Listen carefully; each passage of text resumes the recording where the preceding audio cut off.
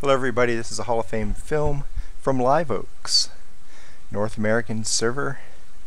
It's me and my VK2801, and we're standard mode south spawn.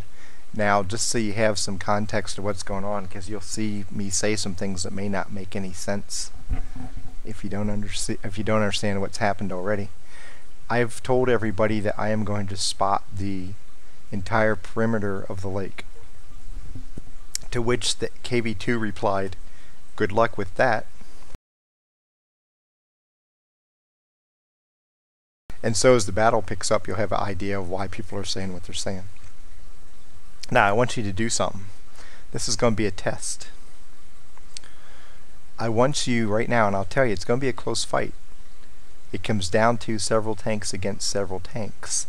I want you right now to pick out who on my team, which two players on my team end up helping me tremendously at the end of the battle.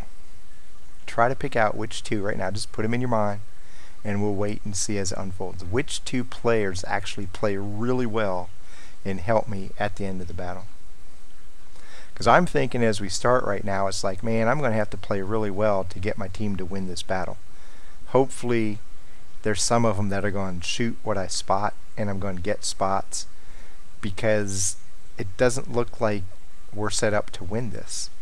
There's one already apiece and two scouts apiece, and I just don't like.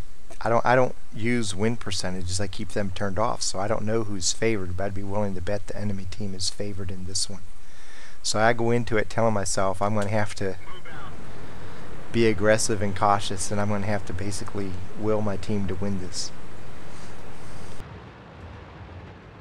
And if they turn out that they can't shoot and hit spots, then it's going to be a disaster battle. So see, I told the KV2 it's easy, and he's saying grabs notepad like he's going to take notes, and hopefully he does. Because if he takes notes and sees where I'm at, if he ever plays scouts, he'll know, hey, this is the place to go. Two roaches coming in around the edge. They have a Cromwell with them, and if you saw me last couple films ago in a PZ38 NA out here. I have a much bigger scout, and the bushes are going to hide me almost as well as they hid the PZ38 NA. You have to be careful about firing out here, but if you have double layer of bushes, you're usually pretty concealed enough to shoot and not be seen. So I'm going to take a shot at this Cromwell. I loaded heat for him. Heat's dead. The other guys are backing up, switching back to HE. There's the J Panther. Hopefully somebody lays some smack down on him. It'd be great if we could hurt him right away.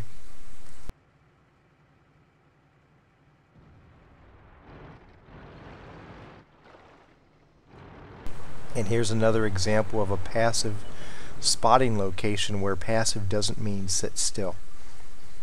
Because depending on where you're seeing the enemy at around the lake, you want to shift position to provide maximum concealment from those directions. Again, it's a very safe place just to spot from. If you don't fire, you can sit out here all game long and spot until the enemy comes in back here. Even then, you can stay safe if you reposition. But you have to move to keep the bushes hiding you. I took a shot at the roach and he zigged and I zagged, and that didn't work. Now we have the Japanese medium underneath the railroad bridge. J Panther's still showing up over there. As long as he moves, I'll see him whenever he stops and drop off. But he just backed up, and I have a perfect shot at the Cheeto, and now he gets tracked. So 2 shots more and he's dead. Watch. I can get big hits with HE on this guy.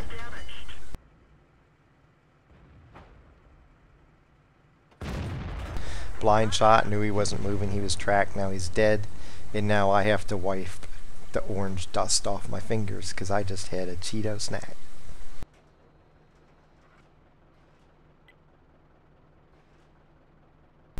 We're doing fine so far. We're up a tank. I think we're up damage.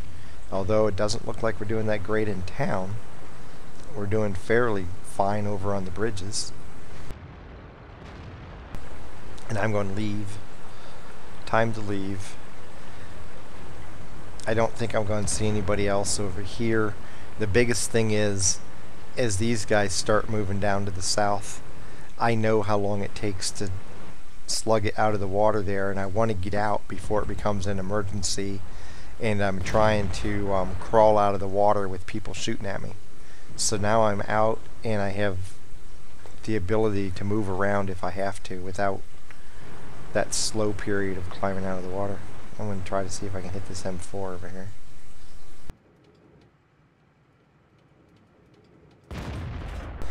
Somebody kills him as my shot's in the air.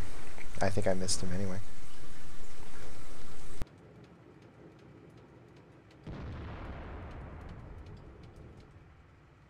Looks like the IS is crossing over to the other side. The Tiger's already over on the other side. So hopefully he goes down the hill a little bit, and that'll allow me to move up here and come around them and shoot them from behind is my plan. Now the J Panther was up on that side of the map, but he's not where he used to be, or the IS would have seen him. So I'm kind of looking out where's he at. I'm not certain. If he's not up in that corner, that can only mean he's starting to move down this way to help out his heavies, but I just don't know where he's going to be. So instead of pulling through here and coming out behind, I'm going to go up and around. I'm glad I did, because there he is. He would have been able to shoot into the back of me. Fortunately, that railroad car is just high enough to keep him from getting a good shot on me. But I can get to blast him again. Now I'm going to try to shoot him under the tracks, underneath the railroad car. And already finishes him off. E25 sniping me. He has to be the E25. Yeah, he hit me. He's the only one. Oh, wow. Artie, hello. Thank you for free damage and a kill, because there's no way you're getting out of this. Enemy vehicle blasted to smithereens. Now I know the two heavies are up here ahead of me. You can see the OI and the IS-2 way over on the other side of the map. That just leaves one heavy unaccounted for.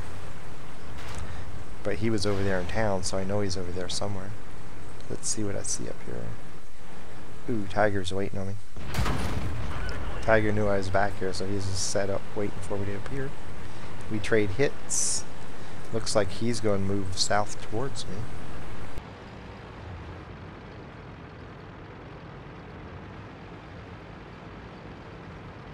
I'm going to pull up and get my bearings on where he is, decide what to do. Okay, keep coming toward me, dude.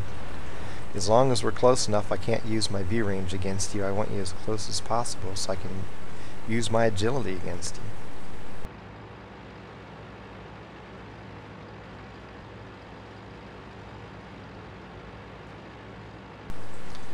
And my plan is to rush in on him now. And change direction and hopefully get ahead of his gun, but as I make my move, the M12 wipes him out. Actually, the M12 helped a lot in this battle too, but he's going to die. He's not going to be one of the last three in our upcoming 3-on-3 chess match.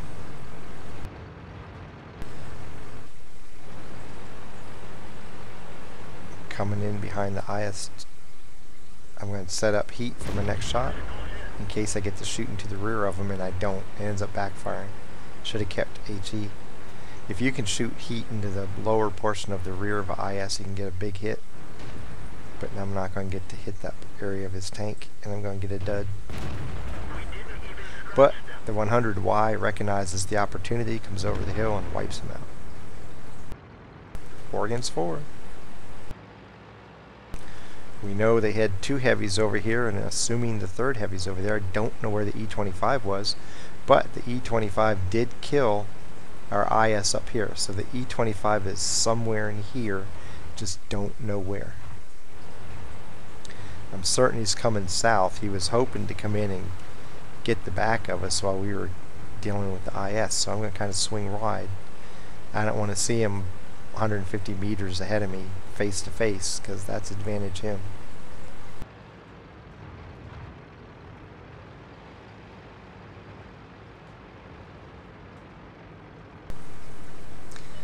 There he is, going the other way up the hill. Perfect. I get a shot, and then I have to get out of sight, get a big hit in the back of him. HE tears him up from the side and rear. he's immediately coming after me. And the Comet's perfectly placed to snipe him from behind. Looks like the E-25 wants to keep coming at me. He's going to pay for it. I'm setting up for when he comes over. If he makes it over the hill, I'm ready to shoot him. But the Comet takes him out. Now we have a momentary advantage. Otherwise, coming in on our arty, I doubt that advantage is going to last long. And right now, it's like, I'm pretty certain right now we could go cap and win the game by cap. And I'm asking them, cap, base, do you want to fight? Do you want to cap? What do you want to do? They're both headed back toward base, so I'm going to move north, but I'm not moving up here to cap. I'm going to swing all the way around here and try to get over here and shoot down onto our cap, because I'm pretty certain they're going to try to outcap us right now.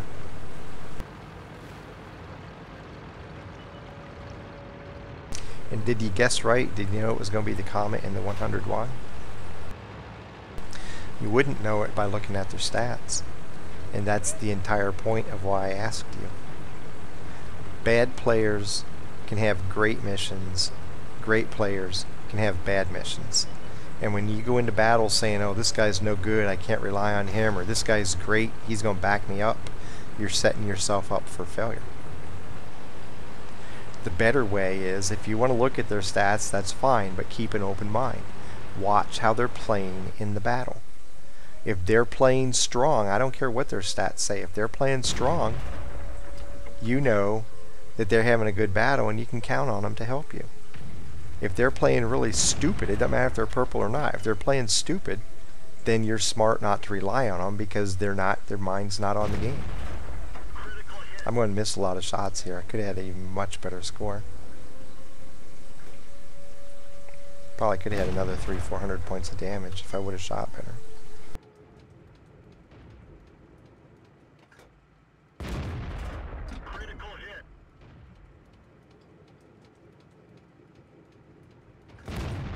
Kill. One tank to go. And I don't know why. I don't know if I saw him light up for a second and I know he was there, but I'm thinking that last tank is over here, and I don't know why. So I start coming this way at the same time.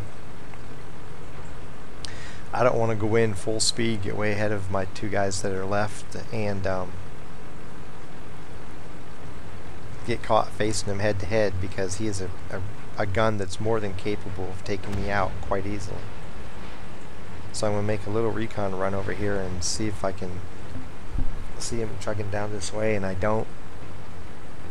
So I'm going to check this back corner and then head back over this way and try to figure out where he's at.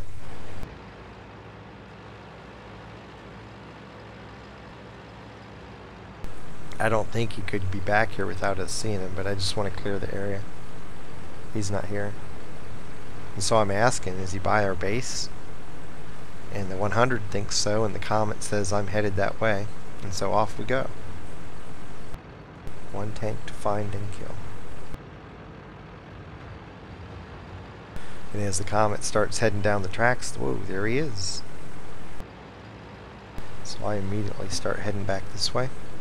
He's on the other side of the track, so my plan is to come in like this, use the terrain to mask my movement, pop up around, and I'm going to get the fire in the back of him if he's still alive.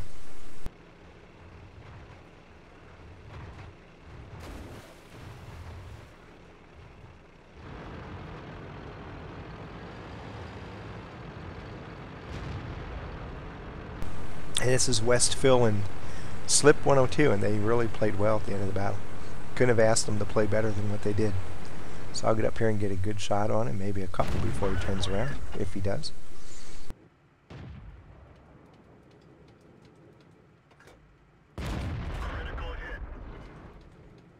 Now we're into flank boom. When he looks at me, I back up and they can shoot him. When he looks at them like he just turned his turret back to them, I'll pull up and I'll take the shot. And we'll end up being able to take him down with none of us getting shot at all. He's looking back toward the Comet. Comet takes him out. So there's the battle. And as I said, it's West Phil and Slip 102. They played really well at the end, so kudos to them. I end up with 2,799 damage and 3 kills. 18 of 25 shooting, that's 72%, and I got 2,247 spot damage. 7 spots. I made 49,996 credits despite firing, I guess I just fired 1 round of heat. And I had 1 point of cap defense. I got 2,496 experience, survived the fight, got a High Caliber and Confederate hero medals, and then added on spotter, fire for effect, and bruiser mini medals, so it gives me a battle score of 2,561, and I totally forgot to see what place that puts me in, so I can't tell you. I just take a guess and say 5th or 6th or 7th, somewhere in there, not really certain. And the KO has 2 battles that are submitted that I think both of them beat me, so my place may actually be lower than that. But doesn't matter. The thing to learn here, besides a revisit of that spotting location, and it's not a particular bush, it's that whole set of bushes. You move around to where you need to be for what's taking place around the lake. And as you saw, I got over 2,000 spotting damage, and I got over 2,000 regular damage. You can parlay that position into awesome missions, and you can do a lot to getting your team out to an early damage lead, which then can be turned into victory, even when your team in the beginning didn't look like it was capable of winning. And that's the other thing to learn here. A lot of people go into battles and they have the win X turned on, and they're like, oh, he's a good player, he's a suck player, and all this kind of stuff. Or they just look at the win rates if they have that turned on, and it's like, he's a good player, he's a terrible player. And you can't do that, people. I know it's natural to do that, but don't categorize and pigeonhole players before the battle even starts. Watch how they're playing in the battle. It may be somebody with bad stats. First of all, you don't know why he has bad stats. Maybe he lets his 8-year-old play on the same account. Maybe he's awesome, but the 8-year-old plays all day and ends up killing his stats. You don't know. Maybe he has a bad connection sometimes and it just kills his ability to play. Don't go by their stats. That will lead you to false conclusions, both good and bad. Go by how the player's playing in the game. We saw it in the last battle. That cruiser with Sebastian Patochka. Now, he had bad stats and he was playing horrible. Sebastian knew, I can't rely on this guy because he's out in left field somewhere.